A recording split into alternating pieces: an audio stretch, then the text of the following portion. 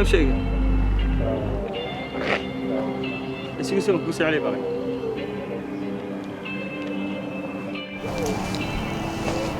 السلام عليكم. عليكم السلام. والله maxaa kugu dhacay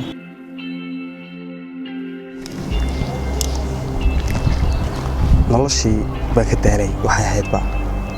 marka gidaar ay igu noqotay meeshan maraaba oo aanan ka soo bixi karin oo fikir macnaha aanan ku qaadan karin da'wada markay beerto waxa pressure baa macnaha igu sii badanaya marka anigu nolosha tan waan ka daalay marka mana garanay waxaan qabto nolol ma ogtahay in noloshu tahay chance ilaahay na siiyay taasoo maalinba maalinta ka dambaysa inuu ka sii wanaagsan yahay nolosha noloshahay cid kasta ku soo baxdana ay tahay chance aad noloshaada ku bedeshaa ana waxaan ku sheegi lahaa kaliyata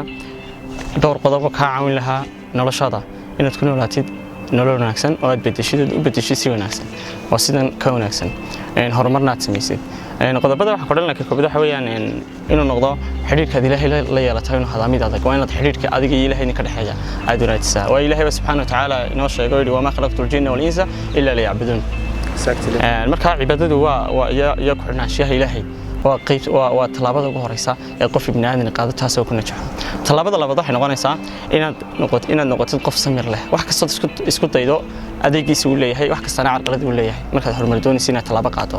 marka waa inaad samirkaagu adkaada oo aad samir yeelataa ka saddexaad waxa weeye waa inaad noqotaa qof bulshada ku xidhan oo bulshadiisa ula tacaamulo si wanaagsan oo dhaxgalka bulshada iyo adiga idin dhaxeeya uu hada dhaxgal wanaagsan isdhaxgal wanaagsan iyo xiriir wanaagsan waa inuu hada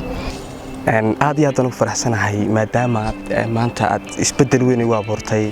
haddii aan u maleynayo dhalinyaro ila mid ah oo macnaha iga han weyn oo macnaha future-kooda gacanta ku sameysanaya oo u han weyn sida ay bulsho bedeli lahayd dhammaan ummaddu way isbedeli lahayd wax tarbe yeelan lahayd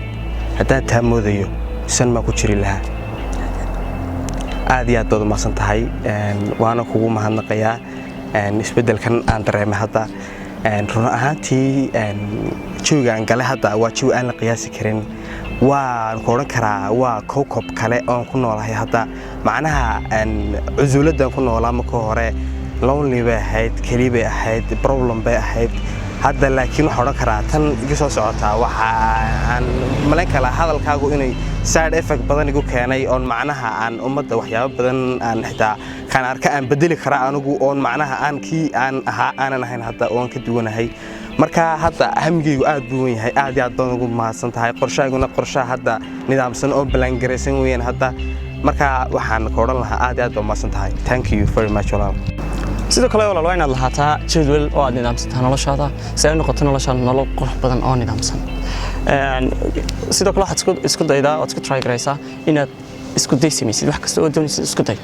markaad isku daydid wixii laba ku soo bixi doona in noqdo waxaad ku guuleysato iyo waxaan isku guuleysan haddii aan isku guuleysana oo ku sheego waa inaad noqoto qof samra oo yani samir kula tacaala halka uu doonayo inuu gaadho sidoo kalena noqdo qof u fikra siyaabo kala duwan waayo haddii albaabka xidhmo ilaahay albaabka ku furay laakiin waan ogeyn waqtigaaga kulmi inaad hor taagnaato albaabka waa inaad marka albaabka xidhmo aad isku daydaa inaad intaad wareegtid aad albaabka la deedeedid oo furan waan heli doontaa waxaan ku rajaynayaa nolol wanaagsan insha Allah inaad ku guuleysan doonto noloshaada ha noqoto nolol nidaamsan sidoo kalena ha noqoto nolol heer iyo han leh insha Allah saasaan ku rajaynayaa